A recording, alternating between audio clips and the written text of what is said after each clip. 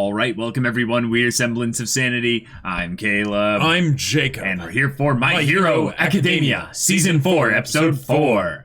All right. Fours. Yeah, and we had a bit of a skip of time between the last episode's reaction and this one. So we also had a skip to the plot. Yeah, we basically are just like, hey, you know what would be great? What if, like, the big bad and, like, the main, let's just have them run into each other. The main, like, kind of person that needs to be saved so that we can, like, do the themes of the show of what does it mean to be a hero. Let's just have them just bump into the main character. They're literally doing the, oh no, girl being chased by guy running down a dark alley, but instead of it being her being chased, she's just running, and then he's just like let's go home. So yeah, like, this is probably a lab. Yeah, but like if she's needing to be rescued, is she in such a position of like vulnerability that even if she bumped into a hero or something like that, she might not ask for help. She might not even ask for help. Well, I can't see this not ending with some kind of a Deku Overhaul stare down kind of thing. Because what is the relationship between them is the thing. Because if it's let's go home, that implies familial. Right. Probably not her dad, so like that's Oni-chan maybe. Yeah, I think I overestimated Overhaul's age earlier on. He does seem to be a lot younger than I thought he was. I thought he was going to be in his 30s. And I'm listening to the voice actor every time he talks. We can't have the villain that's going to be antagonistic up against the high schooler to be, beyond 20s even. No, well, that's what, All for One is and stuff like that. Right. But that's against All Might, and then Shigaraki is, sure. Well, Shigaraki is still older, though. He's in his 20s, No, he's like a whole, 19 or something.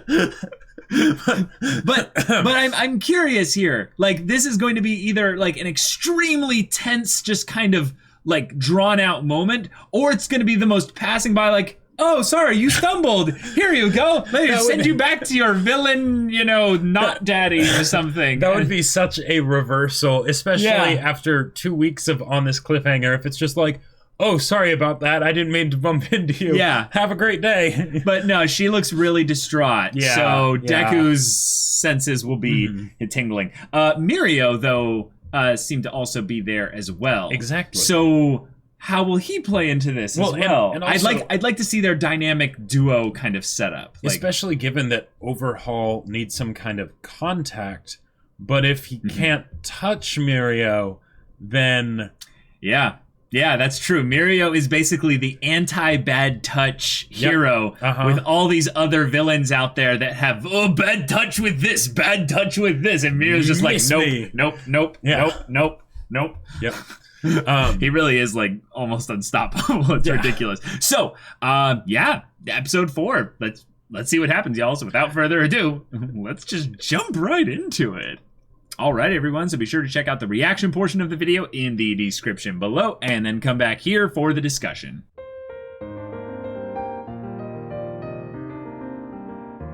Alright. Well, Season that was 4, an episode. That was the best episode of the season thus far. Yes. Absolutely. And what's crazy way to go is that this is why I love MHA. Because they didn't have to do that All Might Deku scene in this episode. Right. They could have done it later. They could have done it later. Yep. They had plenty of stuff to work with in this episode, given the things that had been pre-established, right? The cliffhanger and Eri and Overhaul, Deku and Mirio and all that stuff, right? And then on top of that, all the stuff with the other students and their situations.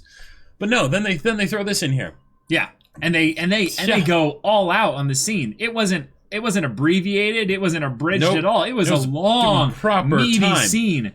And the voice acting, I want to give props this episode to the voice acting from Deku. It was so good. There were multiple moments where his emotion was just coming out so strong. And then we have everything coming from Nighteye in terms of voice acting. Yeah. Holy crap, I knew I was going to love his character.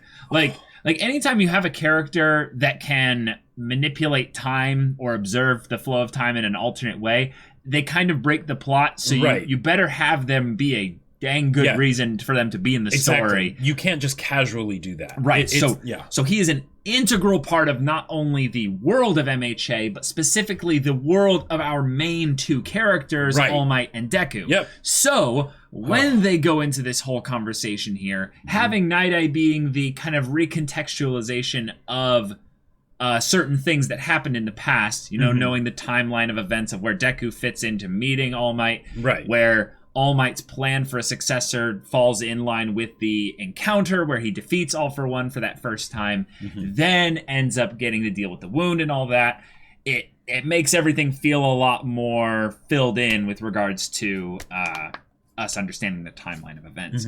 But then having it be surrounding this huge emotional confrontation. Oh yeah, with Nighteye and All-might. That's huge. Well, and it gives so much new context to the why of Nighteye, right? Because if it was simply something where he's thinking, okay, I need to make sure that One for All is used optimally, for the sake of society or whatever. Yeah, that wouldn't be enough. That's interesting, but it's not compelling from an emotional standpoint. Yeah. So, but here it's no. I wanted to meet you, and I want to help you. And especially then once he actually meets him and all this stuff starts happening, he realizes there's it doesn't end well for you. Yeah. It doesn't end well for you. And I can change that if I can have you retire here. Or at least I can try. I hope I can change it. It's that idea of him being an underdog in his own story. Right. Of thinking, what can I do? Nothing. But he just maybe, sees what can happen. Maybe. Yeah, exactly. Or in some cases, based on what they're saying, what will definitely happen. Right. And that... Oh, man, and it ties in so well with the rest of the characters, because if you think about with Deku and things like that, he has had to persist when he wasn't sure of the future, when the future was uncertain, when he didn't think he would be able to do anything, and fight against fate, right? Try and change it.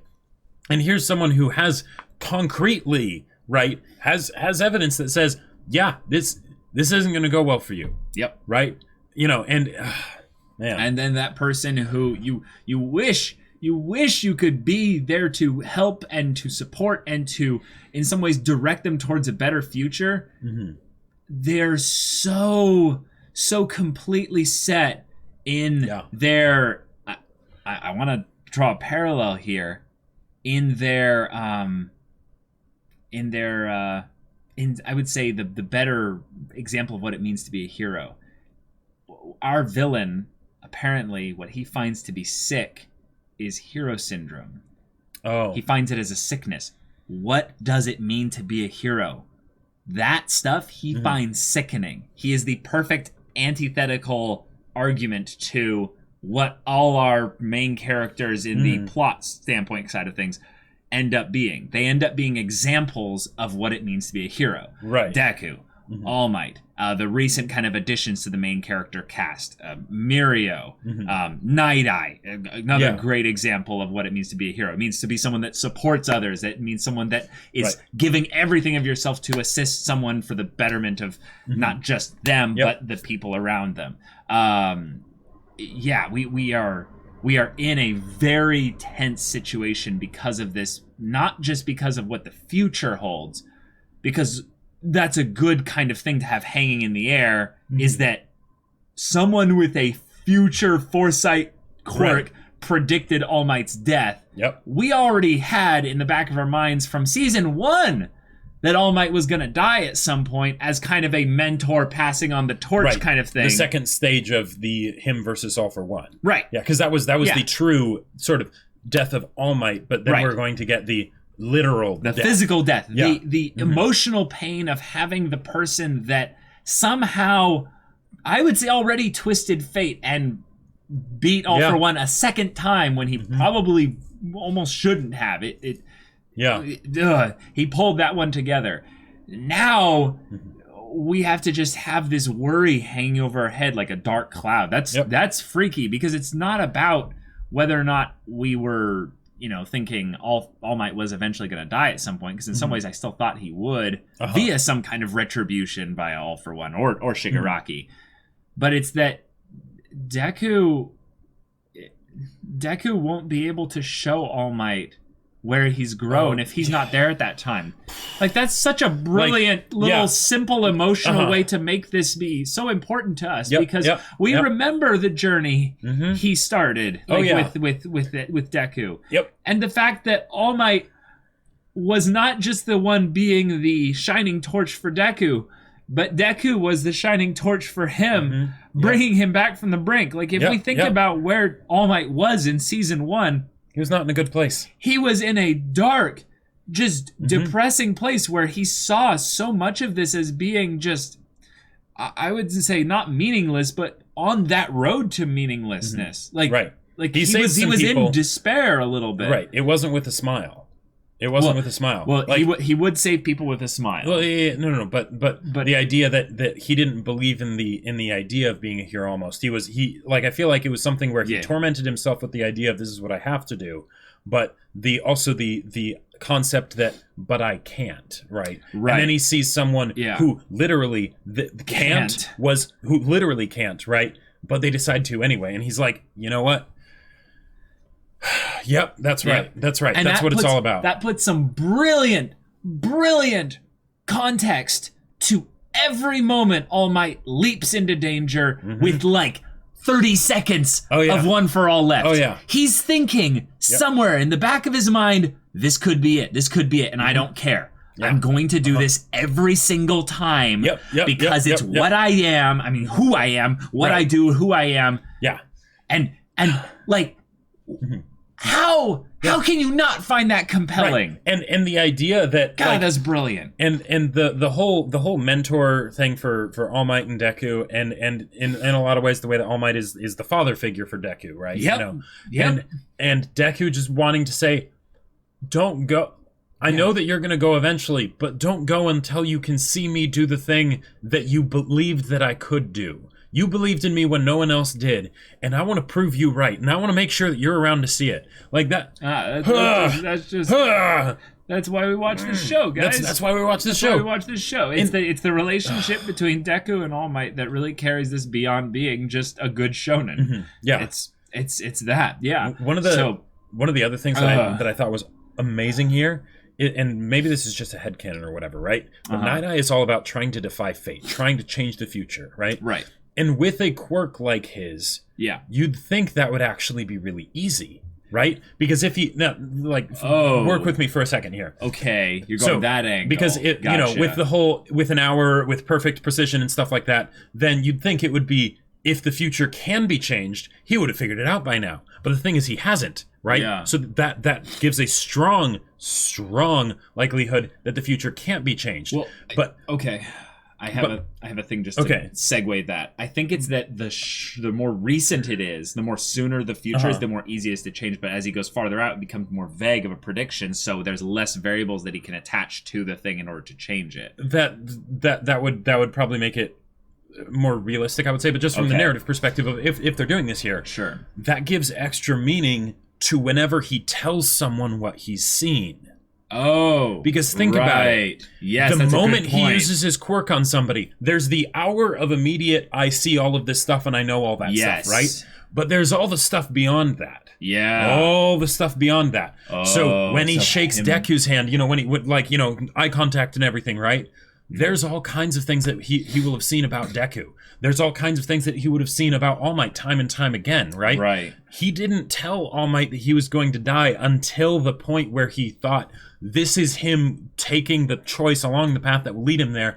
I'm going to tell him what I've seen as the last-ditch effort to hope that he will change fate. Right, yeah. Exactly. The idea that he's so terrified of fate, but still hoping that he can change fate, that he doesn't even want to say it, so that there's not even the idea that it exists. Yeah. He's denying its existence, his own prophecies and stuff. Right, he's working in the background, probably trying to manipulate things to try and do everything he can so that he doesn't even need to ever mention that was something they were worried about. Right. The future is always in motion. It's always changing, I would say. Like, slightly. Mm-hmm.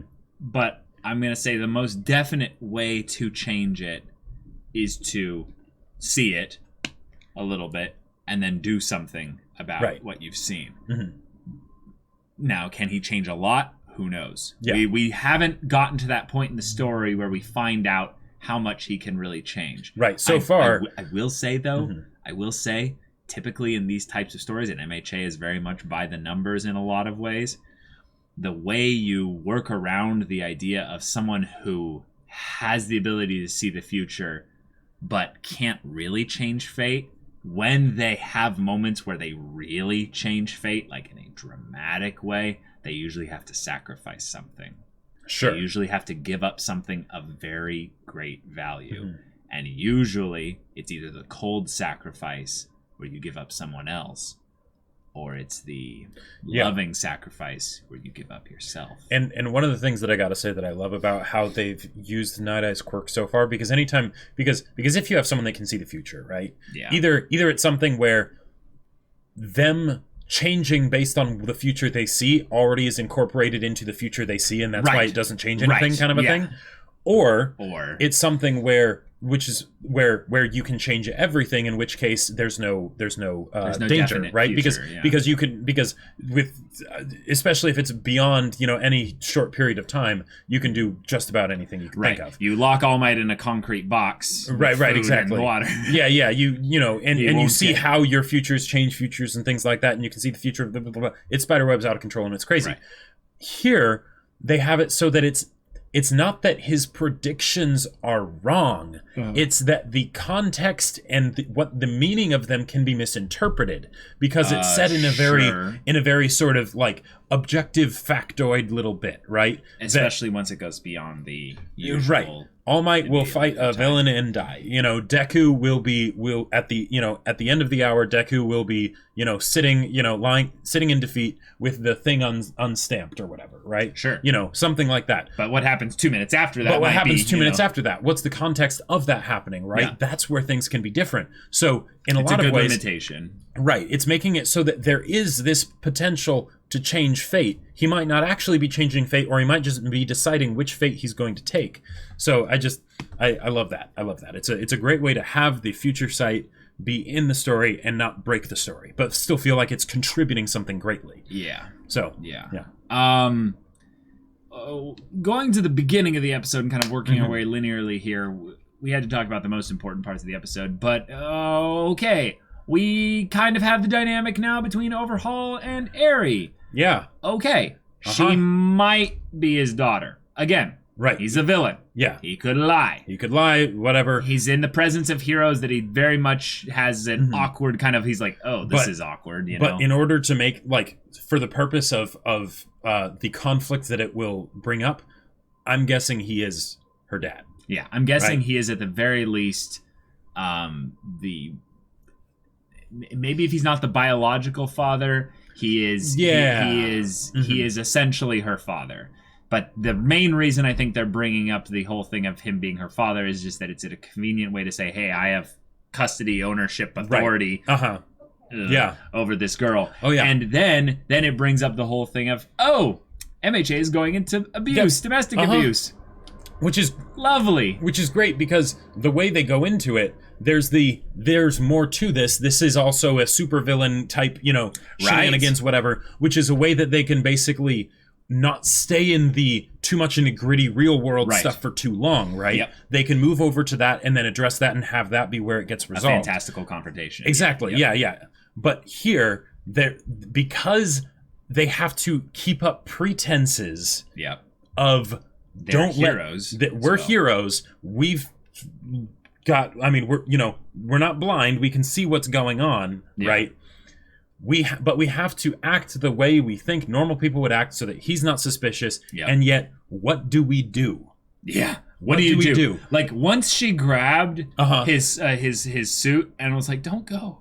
I was like, I don't know what I would do at that point. Of course it messes with Deku's head and he can't do any of the other training. Like he needs to talk to somebody about this and be like, but what do I do in this situation? Yeah. What do I do? And unfortunately, he didn't even get to talk to All-Might about that because he had way more important things to talk about. Right. But still, the idea that when you're a hero, there are going to be times where your boundaries will limit you, and it's going to affect you mentally and emotionally. And it's not something that's a negative. It's something where it's a timing. Timing is important. preparation is important. Nighteye is the perfect example to be touting the benefits of preparation. Like obviously their heroes have red tape, but do you see the difference between this intervening and the way they handled things in season 2 with Stain and all that? The difference there was that this was something like immediate life or death kind of a thing. Yeah, the Stain stuff was immediate life or death. It's crazy, yada yada yada. Here, it's way more complicated. It's way more subtle. It's something where, okay, there's the layer of, yes, he's part of the group that the heroes are keeping an eye on, and you know, eventually we're going to make a move, but we're not there yet. Then there's the other level of, this is definitely a father abusing his daughter. Right. Okay, I can't just sit idly by and not do anything about that. Right. What am I, a monster? No, I'm going to do something about it. Then you have your buddy, who's your partner, who's your senpai, who's your upperclassman. He knows what's going on as well. He's taking charge, initiative in a way that is contrary to the way you feel you should act here in this situation. And, so you have to navigate his approach on things. Trust the fact that he knows what he's doing, and that he's like, you know, and that he also is reading into what's going on and everything. And I love how they had that like mini telepathic conversation of like, hold on, we can't let him get suspicious. And Deku's like, it would be suspicious if we did nothing, right? This is something that should, you know, bring up some level of concern, right? Right. That's and normal. And also Deku is definitely in the camp of, but I have to do something. Right, but I have to do something. So so then Overhaul is really clever here. Is really clever. He ends up going with the angle of, oh yeah, totally. Like, you know, she's falling down a lot.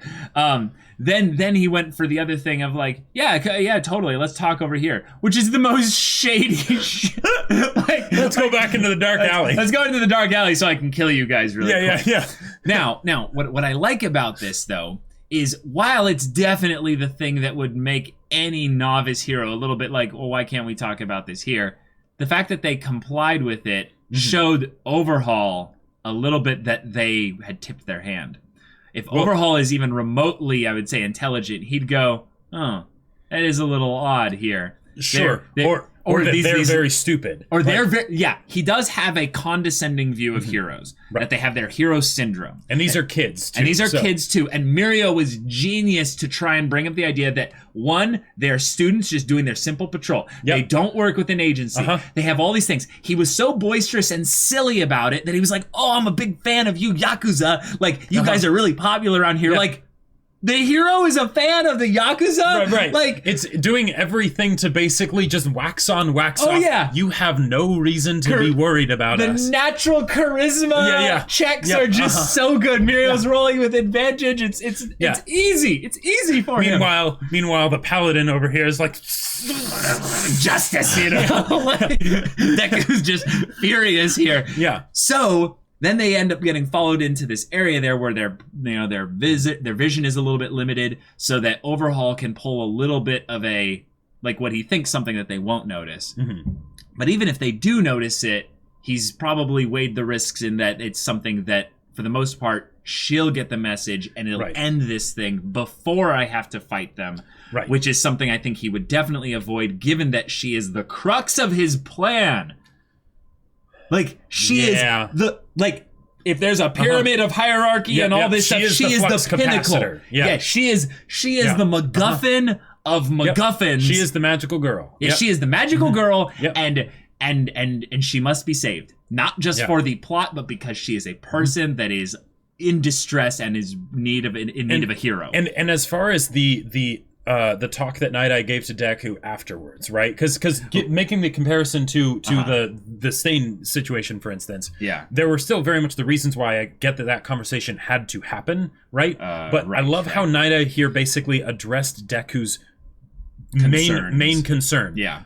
Do you think that you will do her, you know, like, do you think she will be better off if you go in, you know, rushing in blindly, or if we do this smart? Yeah. You know, it was which is great for the person that can see the future, right? You know, so it's like he probably does this all the time, like letting people know, like, hey, you know, you got me on your side. Like, I'm not against you.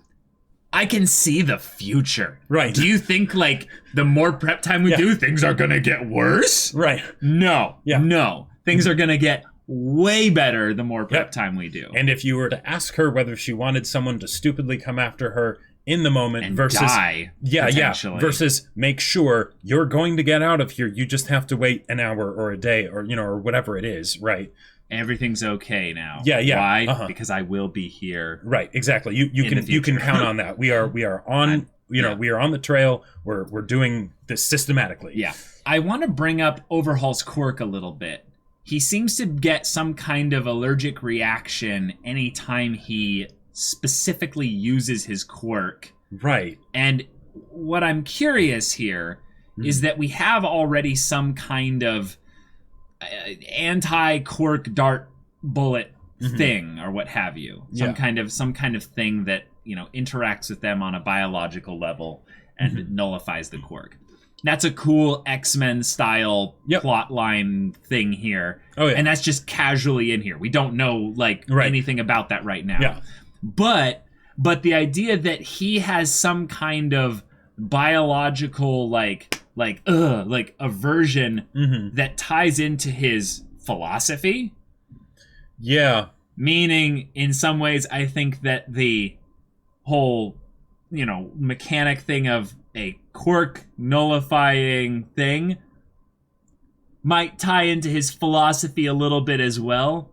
Everything's, some grand Keikaku plan and what have you. And if his thing is that heroes are sick with their hero syndrome, what better way to give people the very least the established order and everything. I would say the easiest way to remove a lot of hero syndrome from heroes, especially if we think about this with a little bit of Stain's perspective, is that they're mostly just kids running around with superpowers. They're not all heroes, actually. They're not all real heroes. Yeah. There are real heroes out there, but how much less would people be interested in becoming heroes if they didn't have some superpower to fall back on? If they didn't act with all this, look at this. This is my God-given right to be able to do some positive thing in the world. He's that makes me sick. Well, and you could also say that while there's the symbol of peace and all that stuff, or there was, that now you've got a bunch of people that, all the people that would maybe want to do bad things in a regular society, now they've got quirks. Oh, that too. They can do things on a much bigger scale. You don't need people in capes as much in today's society because the threats that there are, and there are real threats, are not at that extreme level, right? Yeah. But here, now you need superheroes because there are supervillains, right? So what are you going to do? But if there wasn't any of that? Yeah. He's probably going to go into the one cannot exist without the other kind of philosophy at some point, in that he's young. Like every time I hear Overhaul speak, I'm like, God, you're not that old. You're really young. You are a young dad, if anything. How old did you say Aerie is? Well, 8, now that we saw her, she could easily be, 12 and under. I would say 12 is too old. I would say 12 is the oldest that she could be. Yeah, I would say it's 10 or 11 is the oldest she could be. But she's young. Yeah, she's young. Which means that he could be 27 or something like that, or 29. Yeah, he doesn't have to be that old. Yeah. I thought they were going to do something from what we saw in the ED and in the OP, I guess. I mean, I guess in the OP, it was current. I thought that in the ED, that was more of past stuff because we saw her when she was really little. So I wasn't exactly sure how old she would be, but yeah, she is very young. Yeah, so what's freaky about this, she is the crux of his plan. This feels very X-Men 2, by the way. Just putting this out there because I've been saying X-Men plot for this whole thing, and now we have the bad guy who doesn't like heroes or potentially doesn't even like quirks, in this whole thing there. Then also has a kid who potentially has some kind of power that might be helpful with his whole philosophy. Yeah. Well, and what if there was also something where, so his quirk, him getting the skin condition, whatever, thing, that seems to be tied to his quirk. Yeah. What if that's something that is actually going to end up killing him? And now he has and now so basically he's becoming more and more unstable. Right. So the whole idea of taking quirks away from everybody is not just to fulfill his philosophy. He wants to be free of his quirk as well. But he wants to be free of his quirk.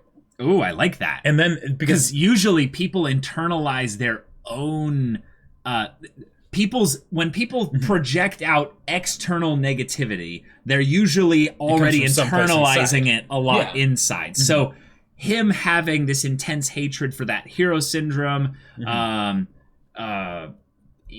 just for society's sickness probably comes from some internal sickness he sees. Unless he is really more into the Ubermensch side of things, where the strong must rule. I mean, that's another X-Men thing. But I feel like he's more idealistic. Yeah, he's not the Magneto. No, he's not a Magneto. Yeah, he feels like, if anything, that he's got maybe his own dark kind of twisted view of society, but. And also, it makes tons of sense if he's wanting to take away everyone's quirks, because not only if there was some personal harm to himself, but he's Yakuza.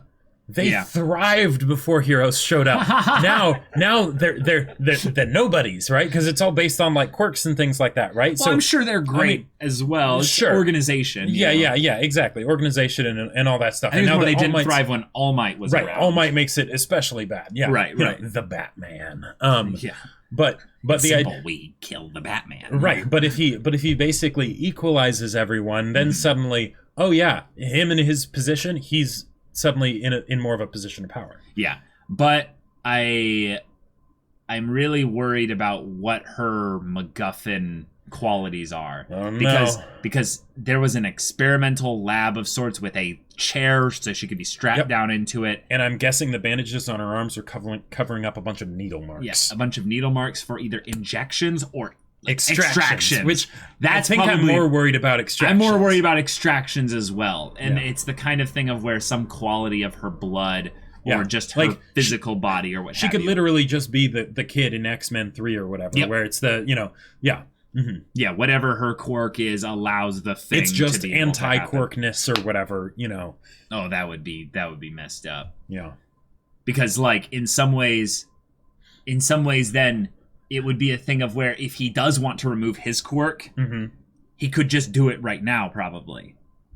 But the reason why he doesn't probably is because he's him an edge in this I have this grand goal, right? And everything is in service of that. If that is what it is, then what happens when two anti-magic fields come into contact? So if you have Aizawa and he's looking at the person, which cancels which? Would they cancel each other, or would they just say nothing happens? Well, here's the thing: quirk experimentation, just in general, is something that this show has to go into at some point. Oh, definitely. We've already had the teasing of world building way in the beginning with quirk marriages and stuff, which is quirk experimentation. Yep. But the idea of the scientific application and the shady area that goes into, because all quirks come from humans, therefore you're human experimenting, unless you're Nezu and you're an ascendant shrew of some kind. But if people are doing some kind of human experimentation here, this would be the great emotional way to start it as a theme or a world building point, by having it be the dark Yakuza villain taking his maybe daughter and doing things. And I'm guessing that the bad touch side of things also means that she's had his quirk used on her, right? Which would fit a lot if he can do molecular level manipulation. Yeah, which would explain why she has the Oni horn. That could just be a quirk thing, but it doesn't have to be. That could just be a physical representation of the fact that she's been mucked with. This is another thing that's really dark. We could go Full Metal Alchemist Brotherhood territory as well, where it's that it has nothing to do actually with what her quirk is. She is just a petri dish. And she's being altered over and over and over again in order to basically just be prepared as an experiment for all the things that they do. And that's even more, I would say, just disturbing, because then it's not about actually having her be necessary for this. He could do this with anyone. He just chooses for it to be her. Because she's vulnerable and easy to do this to. Or even worse, it's because he loves her. Oh. And he's going to make sure that she is properly cared for, and that she will be able to survive and do well in this world that he's going to build. It can get bad. Yeah, it can get really bad. And I think in some ways he doesn't need to be evil for the sake of being evil. Yeah, they can make it because when it's not just evil with a capital E and you stomp on kittens because it's fun, right? That's where it gets more twisted. I feel like all the predictions we made have just enough variation within them so that they can go on the spectrum of but I'm evil with a purpose. Right, exactly. Yeah. What I do isn't evil. It's all in service of blah blah. And that's why the whole thing of like him being her parent, like if it doesn't actually have anything to do with quirks, but it's just the fact that he's her dad, that's where it can get so messed up. Because the person who's doing it just because they're evil, they might get tired of it eventually. They might just be like, it doesn't really matter. But when they're doing it for your own good, they will never stop. They will keep doing it. And they're dedicated. Yeah, they're dedicated. Okay, well, this was an amazing episode. Absolutely incredible. Lots of good stuff. And they mentioned the All-Might and Deku's mom conversation. I wanted to go through a best highlights hit, and that was one of my favorite little callbacks. Was they called back to one of my favorite scenes in season 3.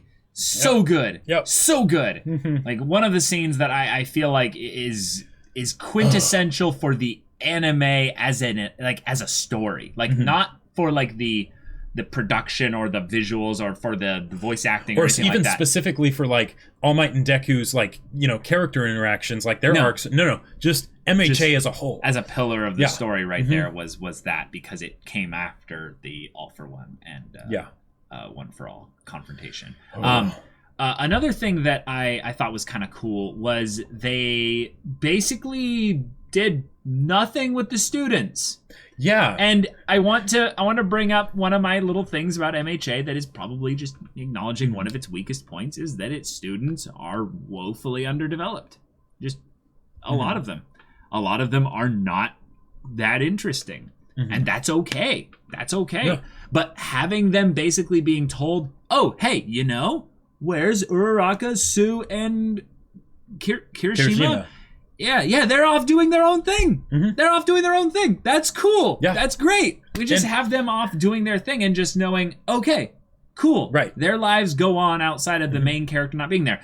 Bakugo and Todoroki. Yep. They just come back with bandages and stuff. Oh, their stuff must be hard. Right. Done. We don't have to go. Yeah. We pretty much know how it would have gone, for the case of them two especially. And for the ones where they're doing their own thing, they're not interacting with any of the characters we already know and care about. So, I mean, they're interacting with each other. That's no, they're all on their own. They might be at the same agencies, but they could very easily be at different ones. Yeah. You're meaning that they would be with pro heroes that are either new entirely or ones that we haven't gotten development on. Yeah, that's a good point. And by shifting the focus away from them, we can have conversations between All Might and Deku like this. Yeah. And give it the time it deserves. It's just something where I appreciate the pacing of MHA when they do these kinds of things. They don't always do these kinds of things, but it's just a fun thing to go I want them to have a slow pace for the All Might Deku conversation. Right. But then for a lot of the other things with instigating the plot by having,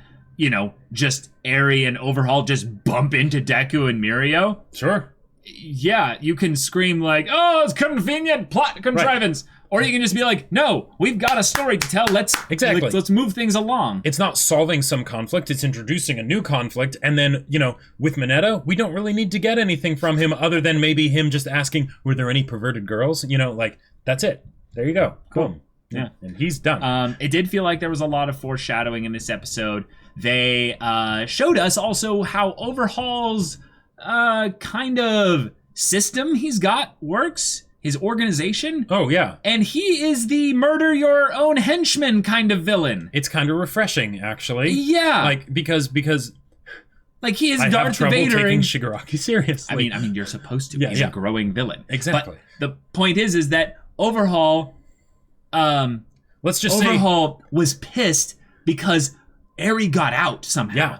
And this guy's like, I'm so sorry. The girl got out, and just pastes him against the wall. Yeah. Tells his buddy about him. Hey, clean that up sometime, will you? For some reason, maybe it's because that the Yakuza are such like a formal organization, you know, with like hiring and things like that. I thought they would have better severance packages, like, you know, like don't they have forfeited that? There's stuff, a clause in the contract where if you ever f up the Eri guarding, all the things that you've earned are null and void. Your family gets nothing. Your acquaintances get nothing. It's why you get that extra 20% per hour, you know, like on your hourly rate. Sure, you know, sure. It's risks of that guy could have job. Got a fat paycheck for doing a good job, but no, he didn't.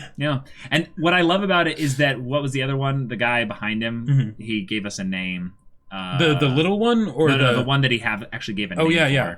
It's Chrono. Chrono, that's right. Yep. Yeah. Which, by the way, you don't just drop Chrono as a name there. That's something related to time. Yep. So we'll be watching.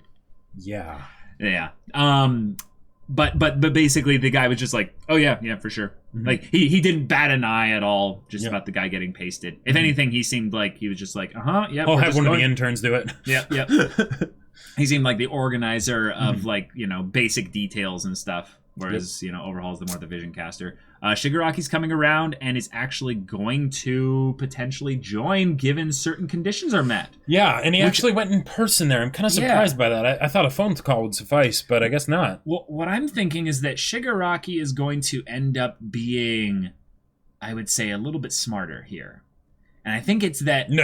I'm going to go out on a limb here, and I'm going to say that Overhaul clearly established that he was the better villain to Shigaraki. It was a meta thing for us as the audiences. They're like, hey, you guys have been hurting for villains that take certain little things seriously. We're going to give you Overhaul. Hey, we notice. We're aware. We're self-aware. Yeah. But then Shigaraki goes and is also self-aware and goes, holy crap, he's actually really good.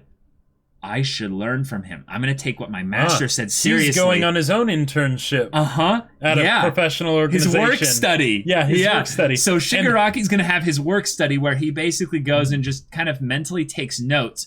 But what I think he's also doing is he's keeping his friends close and his enemies closer. Sure. Is he's going, you know, I'm going to be here when all this falls apart around you. Oh, yeah. And I'm going to capitalize on that. I'm going to be the one that wins at the very end. I'm going to play the long game here. And I think Shigaraki could pull it off by actually play acting his own immaturity. Sure. He doesn't have to be Keikaku Dori 200 IQ. He just has to kind of play it a little bit by ear, be a little bit cautious. Yeah. And just, you know, listen. You know what's something that I just realized? What's that? If they go for something where, say, Overhaul is wanting to take away all quirks or something like that. Oh, yeah. Or just anything, really. The enemy of my enemy is my friend. Oh. Now, okay. Oh, you there think are many, so? There are many ways they could take this. It Shigaraki like leaks some stuff, you know? Well, they could have it be something as simple as Shigaraki also does something to mess with Overhaul to you know, antagonistic toward him at the same time as the heroes because he has an opportunity or something. Sure. Yeah, sabotage or whatever, right? Yeah. You know, maybe he lets Eri go. You know, like he busts her out. He just disintegrates a door or something, right? Dang. It could also go Wild further. Card Shigaraki would be awesome. Which would be amazing because it's a way to give agency to our main antagonist, you know, for the overarching story, which is a great way to sympathize with him, get to know him and all that stuff, right? Yep. See what kind of person he really is.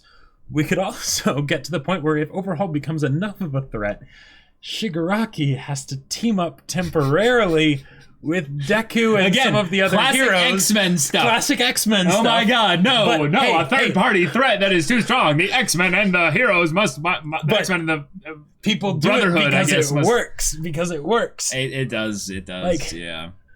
Just saying. I think Shigaraki is more keen to sabotage and then double-birding like both the heroes and the definitely. His rivals in the same kind of thing, though. Wait a minute. What? Have we ever seen... Shigaraki can't disintegrate himself, can he? Yeah, I think he could. Could he? Yeah. He just closes his fist. Yeah, Then... he literally scratches his neck. Yeah, with like with not all 4 the fingers and not his thumb.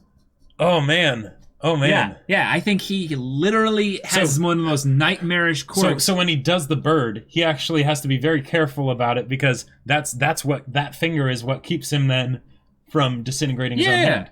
Yeah. One of my artist friends, she designed. She's amazing. She designed a Hero AU Shigaraki that got really popular in the fandom. And one of the things that she does is she gives him gloves that cover 2 fingers on each hand, so he doesn't really have to think about touching, things as much like that. And I'm like, yeah, why isn't the show thought of that yet? Like, it's probably something use, Well, I think it's that, but I think it's also that there might be a thing of where the conditions of it aren't such that it's just one layer. It's like anytime he just presses with enough force to where there's an electrical current passing in some ways. It's whatever. But yeah, that'd be a fun thing for, Shigaraki. You should talk to Girin and get some villain equipment, You've got the money apparently to where the Yakuza are coming to you for help. Dropping fat stacks, so. Seriously. But wow, we got a lot of discussion out of this episode. It was an amazing episode. It was a really good classic MHA episode. Yep. So y'all, thank you so much for watching this episode's reaction and discussion. If you want to see full length versions of these discussions and also get on the Discord discussions of things, go check out the link in the description below for our Patreon. Any level of support gets you access to our Discord where you can chat with us in the community about MHA. There's anime only stuff. There's manga stuff in there. Whatever. But like you can also talk to Jacob about his book that he published. Flawless segue. Segues. I wrote a sci-fi novel. It's called Battle Lines. It's available on Amazon in both hardback and ebook. The link is in the description. Go check it out and leave a review and all that good stuff. Yeah, so if any of that interests you, we'll see you there. But until then, we're Semblance of Sanity. I'm Caleb. I'm Jacob. And we'll see you all next time.